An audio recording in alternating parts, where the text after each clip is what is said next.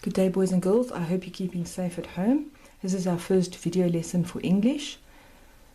I've done a PowerPoint presentation in which I've explained some of the aspects that I want you to look at.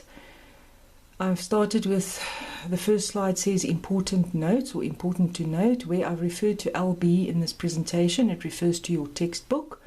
During these videotaped lessons, I'll be focusing on the lessons that are important for our examinations that we'll be doing later in the year.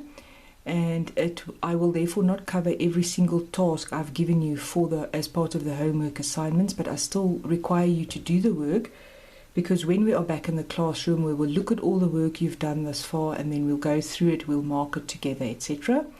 With regards to the formal assessments, I'm also going to touch on some work with regards to formal assessments.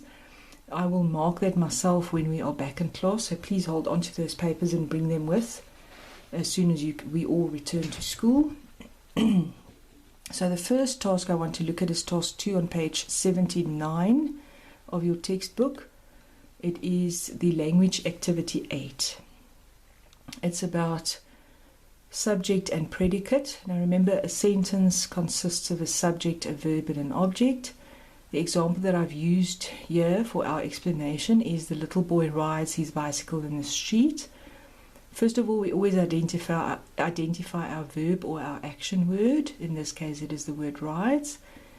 And then to determine the subject, we ask who's responsible for the action. In our sentence, it is the little boy.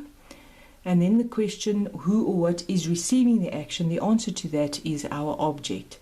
So the little boy rides his bicycle in the street. Now the predicate is basically just a combination of your verb and your object. So your predicate is everything except the subject in the sentence, if you could look at it in that easy manner. Therefore, in our example, our predicate is rides his bicycle in the street. When we are back in class, we will go through this in more detail. I just thought I'd touch on this because maybe some of you might find this a bit difficult to do at home without having had any explanation. The next one is task 5. This is on pages 87 to 88. It's activity 7 on simple and compound sentences. The simple sentence consists of one subject and one verb, and it expresses a complete thought. The two examples I've used for our simple sentences here are nature conservation is important and all species benefit from it. Those are our two simple sentences. As you can see, both those sentences each have one verb and one subject. Now, a compound sentence is the combination of two or more simple sentences by using a conjunction. Conjunction examples are words such as for and, but, or, yet, and so. So our example now, if we take these two simple sentences and we combine them with one of these conjunctions, they will now look like this, and they will then together form one sentence, which is then a compound sentence. Nature conservation is important, for all species benefit from it. There's just something that I want you to note that's quite important. A conjunction, if you have to combine two simple sentences to form a compound sentence, it is not always just easy to take the two sentences and put the conjunction in the middle of those two sentences and it will make complete sense. In our example it does, but sometimes you have to slightly change the word order of one or both of the sentences for both of them then to make sense when combined into one sentence. Just make sure that you look out for that then when doing your compound sentences for this specific activity.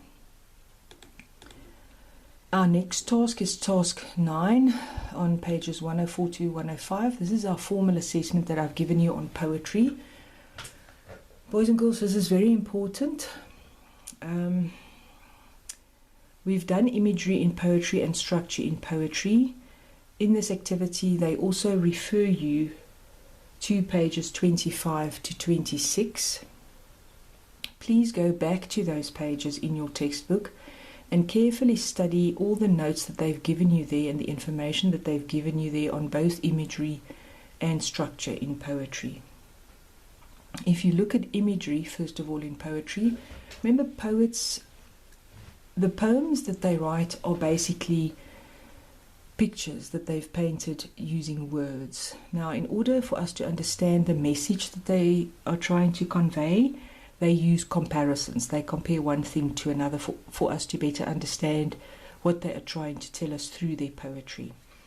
Comparisons, there are two types of comparisons, similes and metaphors. Similes are identified by the use of the words like or as. You will see on page 26 of your textbook there is a poem called Highveld Storm. The beginning or the first line of the second stanza says, "The lightning is a spear."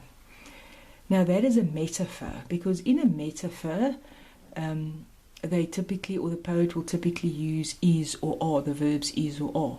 Now to change that into a simile, it could have read, "The lightning is like a spear," or "is as a spear." So you must look out for those specific words. They are your hints in order for you to determine whether the comparison is a simile or whether it is a metaphor. Then when it comes to structure in poetry, structure refers to the physical look or the shape, the physical shape of the poem. You will see in our textbook we have lots of different poems and they don't look the same. Most of them differ, and that is because in poetry there are really no rules when it comes to the physical look and feel or physical look and shape of the poem. With regards to structure, the first thing you look at is the title. Most poems or all poems typically have titles, and the title will usually tell you what the poem is about. In our example on page 26, the title is Highveld Storm, so immediately you know it must be some kind of nature activity, and Highveld is where we live in Gauteng, so you even know where it is taking place. So already there's a hint as to what this poem is going to be about, hidden there in the title for you. The lines or the verse lines can be long or short. You will see in this poem as well, some lines are longer than others. Sometimes, boys and girls, as you know, one line can only be one word. So there is really no rule as to how many words make up a verse line. The same with the stanzas. Remember, in poetry we don't refer to paragraphs, we refer to stanzas. Our stanzas are the combination of verse lines, and these can also differ in length and also in number. So there can be one stanza, a poem can consist of one stanza. In our example here, this poem has two stanzas. The stanzas, the length of the stanzas can also vary. Some stanzas can have 6 verse lines, some can have only 2, some can have 4, some can have more or less. Okay, so that's basically all that you need to be aware of when it comes to activity 10.